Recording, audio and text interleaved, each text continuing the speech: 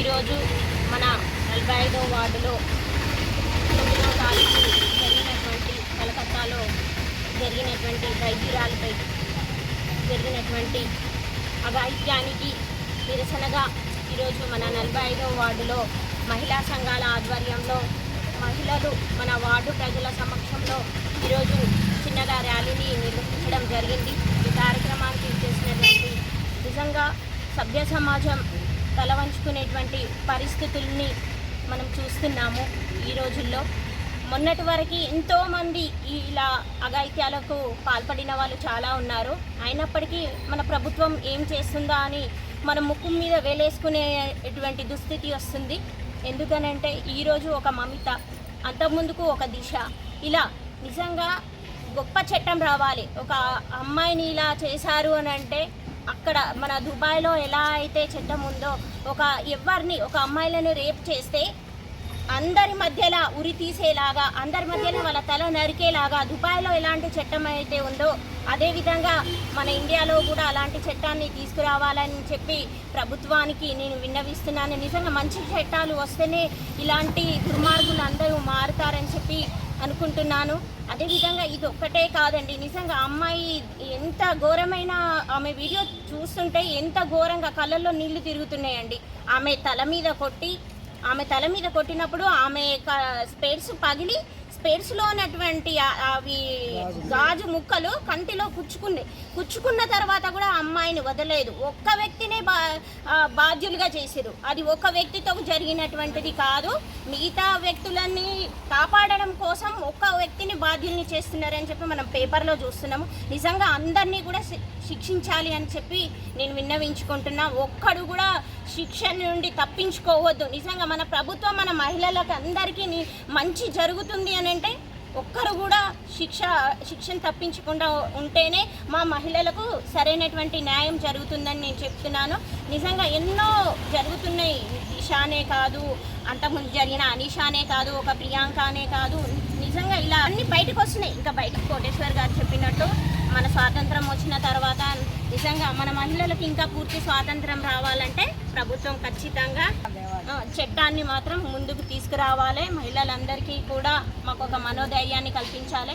నిజంగా చదువుకోవడానికి ఆడపిల్లల్ని కూడా మేము బయటికి పంపించేటువంటి పరిస్థితి, కానీ మేము ఈరోజు పంపించాలంటే ఎంతో బాధపడుతున్నాము. అమ్మో అక్కడికి పంపిస్తేలా బాధపడుతున్నాము, భయపడుతున్నాము.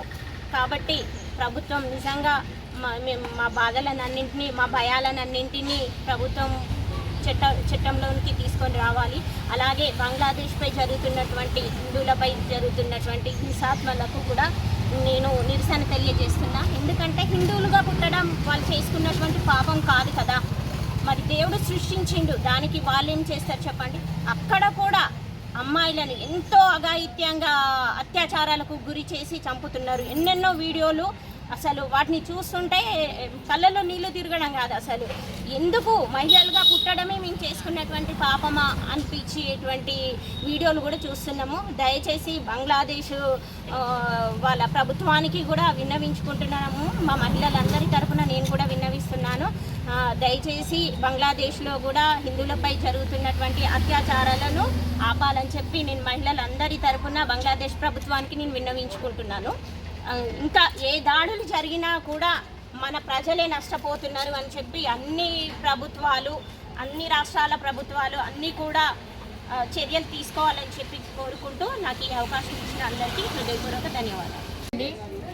ఈరోజు ఇంతమంది మహిళలు ఇక్కడ సమావేశం అయ్యారంటే కలకత్తాలో జరిగినటువంటి ఒక మెడికో విద్యార్థిపై జరిగిన అకృత్యానికి నిరసనగా మన మహిళలందరూ కూడా ఇవాళ నిరసన తెలియజేయడానికి ఇక్కడికి విచ్చేశారు.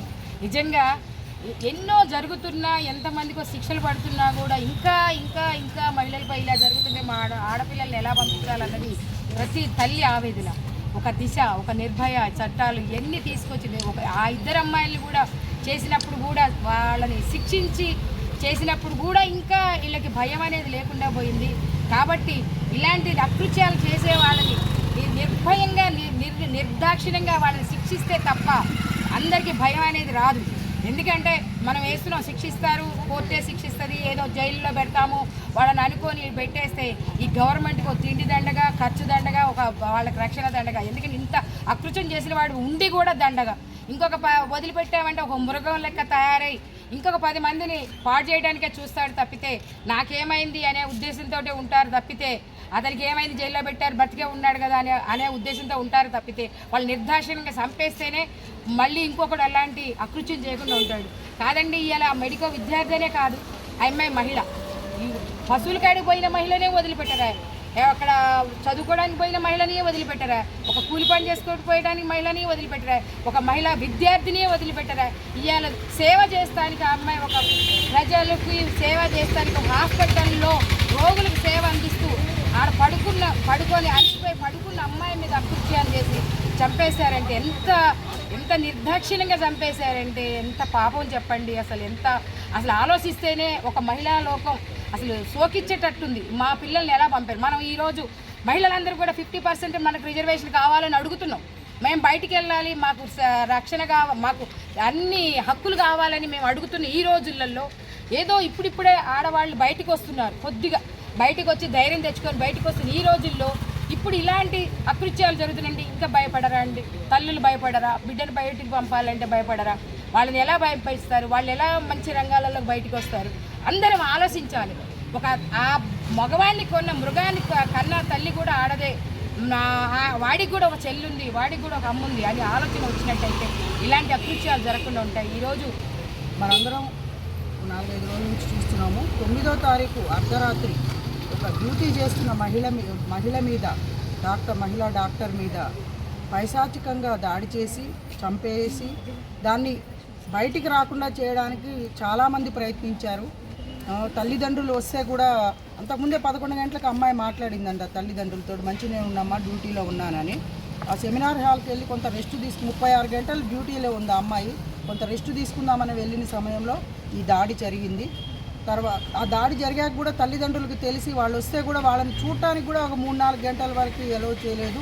అక్కడ ఉన్న అమ్మాయి పరిస్థితులు ఎట్లా ఉన్నాయని మనకు మీడియాలో మనకి వచ్చిన క్లిప్పింగ్స్ చూస్తే అసలు నిద్ర పట్టకుండా అవే విషయాలు గుర్తుకొస్తున్నాయి. అంత దారుణంగా, అంత పైశాచికంగా అలా ఎలా చేయగలరు? ఒక సైకోలు కానీ, ఒక డ్రగ్స్ తీసుకున్న వాళ్ళే అలా చేయగలుగుతారు. ఆ అమ్మాయి మీద అంత దారుణంగా ప్రవర్తించినందుకు మన సభ్య సమాజం, మన ఇండియాలో ఉంటున్నామా ఇంకెక్కడన్నా అడవుల్లో ఉంటున్నామా అన్నది అర్థం కావట్లేదు. కాబట్టి ప్రతి ఒక్కళ్ళు కూడా, ప్రతి ఒక్క మహిళ పొద్దున ఐఎంఏ వాళ్ళు ఒక డాక్టర్స్గా ఐఎంఏ వాళ్ళ పిలుపు మేరకి దేశవ్యాప్తంగా సమ్మె ఇవాళ ధర్నా చేసి, సమ్మె చేసి ర్యాలీలు నిర్వహించాము. మహిళా సంఘాలు కూడా పొద్దున మేము అనుకున్నాం ప్రతి మహిళ కూడా ఇది తన ఒక బాధ్యతగా ముందుకొచ్చి దీన్ని ఇలా జరగకుండా అరికట్టాల్సిన ఆవశ్యకత ఉంది. సో ముందుగా మన సూర్యాపేటలో ఇలా మహిళా సంఘం తరపున అరేంజ్ చేసినందుకు లయన్స్ స్ఫూర్తి క్లబ్ కూడా అరేంజ్ చేసినందుకు మేమందరం కూడా ఈ అరేంజ్ చేసిన వాళ్ళందరికీ ధన్యవాదాలు చెప్తున్నాము. ఈ స్వాతంత్రం వచ్చిన తర్వాత కూడా మనం అసలు ఇట్లాంటి సంఘటనలు జరుగుతున్నాయంటే అసలు మనము ఎక్కడుంటున్నామన్నది కూడా మనం ఆలోచించుకోవాలి. అసలు ఎందుకు మనం ఇట్లా దీనికి బలి కావాలి ప్రతి ఒక్కళ్ళు కూడా. కాబట్టి ప్రతి ఒక్క మహిళ ఈ విషయంలో ముందుకొచ్చి, ఇది ఒకళ్ళకి జరుగుతుంది కాదు, ప్రతిరోజు ఎన్నో చూస్తూ ఉన్నాము మనము. మహిళ బయటకు వచ్చి ఇలాంటివి జరగకుండా ఉండడానికి ఎంత శాయశక్తుల కృషి చేసి మనం ఒక మంచి, మన హైమావతి గారు చెప్పినట్టు ఒక చట్టం తీసుకొచ్చి బహిరంగంగా వాళ్ళని శిక్షించాలి. మనం చూసి ఒక అక్క, ఒక చెల్లి, ఒక భార్య, ఒక బిడ్డ, ఒక అమ్మ ఉన్న ప్రతి మగవాడి బాధ్యత ఇది, ఆడవాళ్ళ బాధ్యత కాదు, వాళ్ళకు కూడా బాధ్యత ఉంది. అవునా కాదా? ఒక అమ్మాయి మీద జరుగుతుంది అంటే ఏంటి?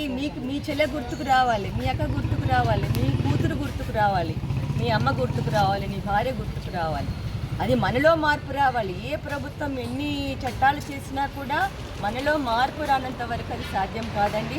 ముందు మనలో మార్పు రావాలి. ప్రధాన కారణం నాకు గమనించినంత వరకు ముఖ్యంగా ఈ మీడియా ఒకటి, సెల్ ఫోన్స్ వల్ల కొంత ఇలాంటి జరుగుతున్న ఇన్సిడెంట్లు అదొక కారణం.